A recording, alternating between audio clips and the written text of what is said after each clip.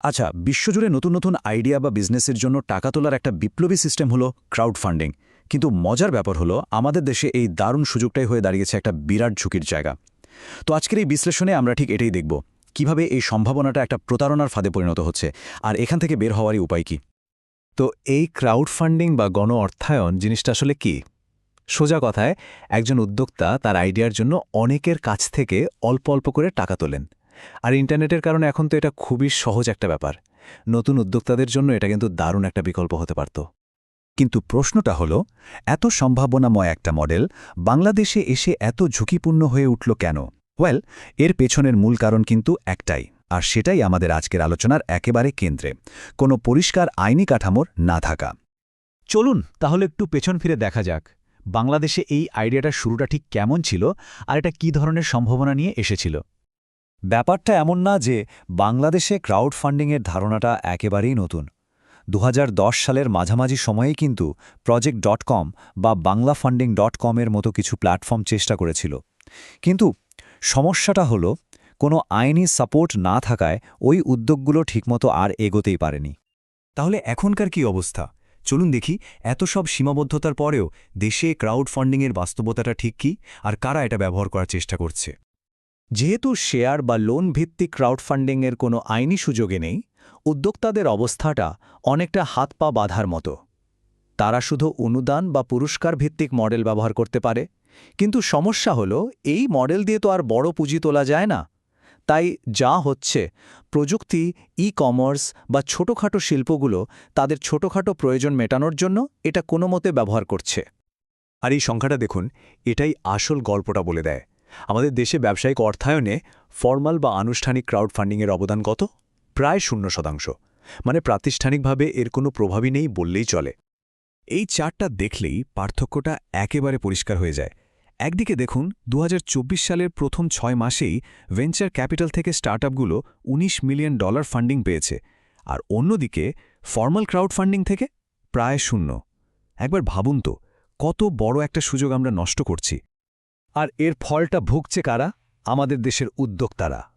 প্রায় 89% স্টার্টআপ প্রতিষ্ঠাতারই এই চমৎকার পদ্ধতিটা ব্যবহার করার কোনো অভিজ্ঞতাই নেই। মানেটা কি দাঁড়াচ্ছে? হাজারো দারুণ দারুণ আইডিয়া শুধু টাকার অভাবে শুরুতেই নষ্ট হয়ে যাচ্ছে। এটা তো দেশের অর্থনীতির জন্য একটা বিশাল ক্ষতি, তাই না? যেহেতু কোনো প্রাতিষ্ঠানিক ব্যবস্থা নেই, দেশে কিন্তু একটা অন্য জগৎ তৈরি হয়েছে, একটা ছায়া জগৎ। চলুন এবার সেই লুকানো বিনিয়োগের জগতে একটু ঢু মারা যাক, যেখানে কিন্তু আসল বিপদগুলো লুকিয়ে আছে। এই লুকানো ক্রাউড ফান্ডিং জিনিসটা কি? এটা হলো বন্ধু, পরিবার বা পরিচিতদের কাছ থেকে টাকা তোলা, সম্পূর্ণ ব্যক্তিগত বিশ্বাস আর মুখের কথার উপর ভিত্তি করে। এখানে কোনো কাগজ, কোনো আইনি চুক্তি কিচ্ছু থাকে না। আর ঠিক এই কারণে এটা এত ভয়ঙ্কর, ঝুঁকিপূর্ণ। এই দুইটার মধ্যে পার্থক্যটা একবার দেখুন। একদিকে ফর্মাল সিস্টেমে আছে আইনি চুক্তি, আছে স্বচ্ছতা, আর অন্যদিকে এই লুকানো সিস্টেমে আছে শুধু মুখের কথা আর বিশ্বাসের উপর ভরসা। এখানে কিন্তু বিনিয়োগকারীর সুরক্ষার কোনো জায়গাই নেই, ফলে প্রতারণার ঝুঁকিটা বেড়ে যায় বহুগুণে। তাহলে চলুন এবার ঝুঁকির বিষয়গুলোতে আসা যাক। এই যে অনিয়ন্ত্রিত একটা পরিবেশ, এখানে একজন বিনিয়োগকারী ঠিক কি বিপদে পড়তে পারেন? আর যদি কেউ প্রতারিত হন, তাহলে তার হাতে আইনিভাবে কি করার সুযোগ থাকে? মূল ঝুঁকি আসলে ৩টা। প্রথমটা তো একেবারে সোজাসাপটা, প্রতারণার ঝুঁকি, মানে মিথ্যে কথা বলে টাকা নিয়ে হাওয়া হয়ে যাওয়া। দ্বিতীয়টা হলো তারল্যের অভাব, মানে আপনি চাইলেই আপনার বিনিয়োগ করা টাকাটা সহজে ফেরত পাবেন না। আর ৩ নম্বরটা হলো স্বচ্ছতার অভাব। আপনার টাকাটা কোথায়, কিভাবে খরচ হচ্ছে, কিংবা ব্যবসার আসল অবস্থা কি, এসব জানার কোনো উপায়ই থাকে না। এখন কেউ যদি প্রতারিত হন, তাহলে কি কিছুই করার নেই? না, অবশ্যই আছে। প্রতারণার জন্য দণ্ডবিধির ৪২০ ধারায় ফৌজদারি মামলা কিংবা চুক্তিভঙ্গের জন্য দেওয়ানি মামলা করা যায়। কিন্তু সবচেয়ে গুরুত্বপূর্ণ বিষয় হলো, এই সবগুলোই কিন্তু প্রতিকারমূলক ব্যবস্থা। মানে ক্ষতিটা হয়ে যাওয়ার পর আপনি অ্যাকশন নিতে পারছেন, আগে নয়। এতক্ষণ তো আমরা সমস্যাগুলো নিয়ে কথা বললাম, তাহলে এর সমাধান কি? চলুন এবার সামনের পথের দিকে তাকানো যাক, দেখি আন্তর্জাতিক অভিজ্ঞতা থেকে আমরা কি শিখতে পারি আর কি করা যেতে পারে।